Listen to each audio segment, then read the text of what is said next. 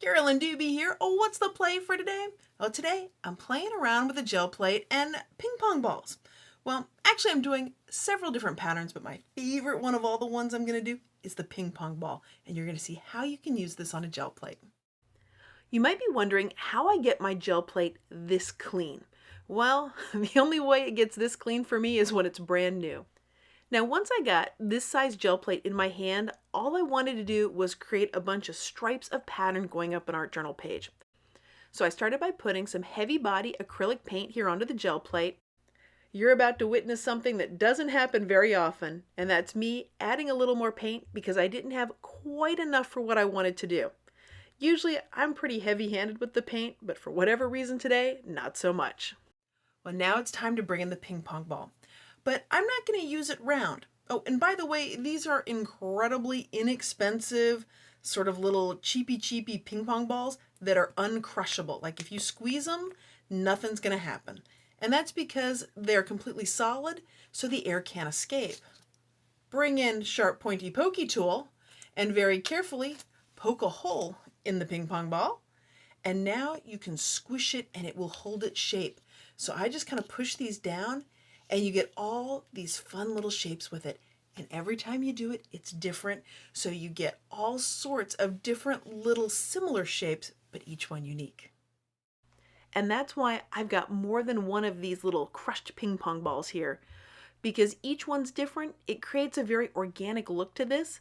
And so I'm just gonna put them here along the gel plate. And then once I've got them all filled in there, then I'm gonna put this directly onto my art journal page. Now, you might be wondering if I carefully measured to get the exact placement for this. And the answer is a resounding no, I did not.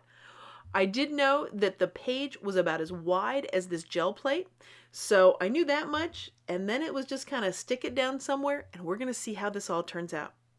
Now, for those of you with the engineering mind that like to measure and precisely place, absolutely, if that brings you joy, then go for it. This is how my mind works, so this is what I go with. Now the next pattern is going to be some little itty bitty circles, and this is some bucatini pasta, and it's basically spaghetti with a hole all the way down the middle, almost like little straws. And all I've done is put a rubber band around it to help hold it together, and then I'm using here as a tool. Now I've had this one for actually a couple of years, so that little bit of spaghetti can last and last and last. So if you ever happen to, say, hypothetically, drop the box of spaghetti and have it spill on the floor, you can grab some of it and turn it into a gel printing tool. Well, here comes the precision part of this video, where I'm going to line this up precisely against the other one.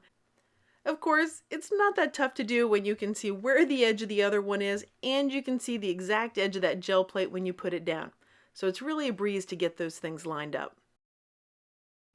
The next pattern that I'm going to bring in is courtesy of doing a good deed, and that was helping my daughter clean out her room, decide what was going to Goodwill and what was going to be donated and what was trash. And this thing was used to make little bracelets with rubber bands.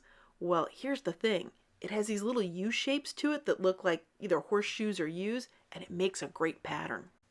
And I'm willing to bet if you look around right now where you are, you'll find all sorts of patterns there. As I'm playing around, there are 3 key factors that I pay attention to that help me make all the decisions about the found patterns and the kind of prints that I'm going to get. In my online workshop, Playing with Found Patterns, I go deep on those 3 factors so that you can fully understand them and really apply them when you're printing.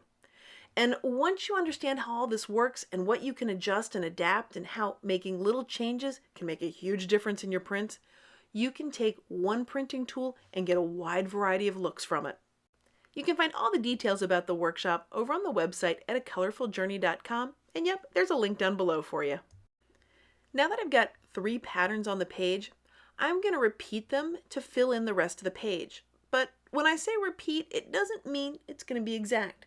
I mean, this is a gel plate after all, and these things are for mono printing, mono meaning one, meaning you can only get one exact print exactly like that.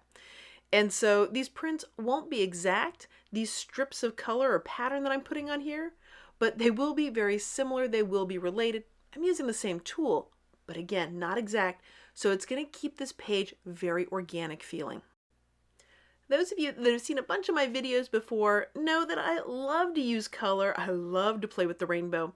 And you might be wondering, when exactly is that rainbow going to show up?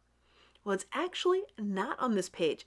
I'm going all black and white for this one and really focusing on the patterns that are there. Now, does that mean that I will never add color to this page? Absolutely not. I just might. It's just for right now, I'm enjoying the black and white of it and focusing on the patterns.